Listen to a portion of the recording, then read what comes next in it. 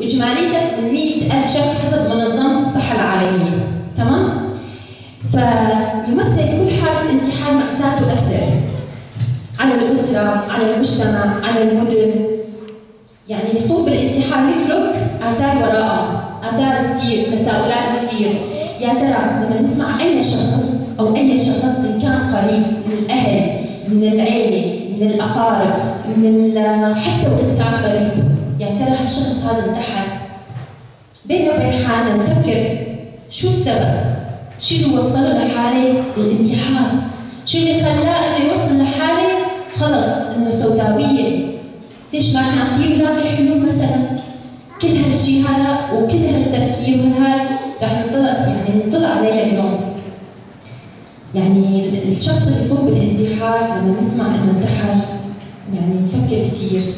الروح غالية، مو أي حدا فيه يعني يفرط بهالروح. يعني في كثير ناس يعني أرواحهم مو يعني غاليين على أهلهم، غاليين على مجتمعهم، مدارسهم، أو مكان عملهم. يعني أي شخص فيكم موجودين هون له أثر، لا تقولوا إنه ما له أثر. وهو ردة فعل مأساوي الموقف في الحياة المسببة للضغوط. إذا الحياة مسببة للضغوط، كل منا عنده مشاكله، بيته، مجتمعه، حواليه، إلا كنا نتعرض للانتقادات، لكثير مواضيع، بس نحاول نقوي حالنا، نطلع منها. عم نشوف عم تتابع عنا حالات الانتحار بسبب التربية، فحبينا نعمل محاضرة أو جلسة نتناقش مع بعض عن موضوع الانتحار، ونشوف الأسباب، الأعراض والفايدة منه. فإذا حدا عنده شو يسأل أو يستفسر يتفضل.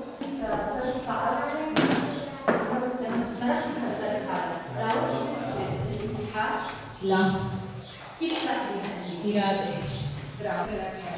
الانتحار يعني مثل الضغط في اشخاص يعني مخهم ما يتحمل او اعصابهم او ما يشوفوا حل فيوصلوا